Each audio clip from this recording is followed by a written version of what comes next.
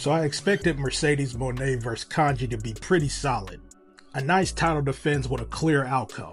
But what I didn't expect was how real it felt once that bell rang. Kanji just didn't show up. She showed out in this match. And that wasn't even the only standout on this show. RevPro High Stakes 2025 had a few surprises and a few moments that came up short. Let's talk about it. Mercedes Moné versus Kanji for the British women's title. So this felt like a real clash of styles, and Kanji absolutely brought it. I came in expecting a clean win for Moné and a pretty decent match, but Kanji was like, watch this. So even though the result was never really in doubt, it still delivers something that felt special in my opinion. And I would love to see a rematch with these two. I give this one 4.25 stars. Michael Oku versus Leon Slater for the British heavyweight title. Now this match had expectations through the roof, and they met every one of them. But what's wild is that neither guy stole the show solo. This was a true main event level effort by both guys. So for me, it ends up being the match of the night, even if no one walked out feeling like a breakout star. I give this one 4.5 stars. Nina Bryan versus Leon Cage. Now I thought this was a sleeper. The chemistry, the pacing, and the way they built the tension, I thought all worked. But the final few minutes dragged a little bit. Just a touch too long. So it was still a great match, just one that would have hit harder with a tighter finish.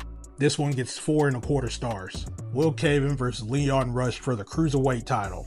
Now this match had slick action and good rhythm, especially with Leo's speed.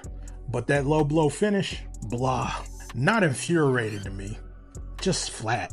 So Caven walks out with more heat, but it didn't quite leave the impact it could have. I give this one 3.5 stars. The Women's Revolution Gauntlet match.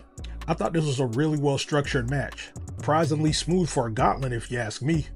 But no one really stood out. Not even Danny Luna despite winning the match. So it felt more like a well-run segment / match than a star-making one. And that's really okay. This was still good. I give this one 3.5 stars. RKJ vs Donovan Dijak. Now this started off gritty and intense, and both guys brought the physicality, but it just went too long. The pacing of this could not sustain the runtime. So RKJ looked good in the win, but it's not something I would revisit. This gets 3.25 stars. We had an opening scramble match. I thought this was fast, fun, and easy to watch, but nothing really stood out to me. No big moments and no lasting impression. So it worked as an opener, but you're not missing much if you skip it. I give this one 3.25 stars. This was a show that did leave me satisfied, mainly because the final stretch really delivered. But while the undercard was solid, it never really reached that next level.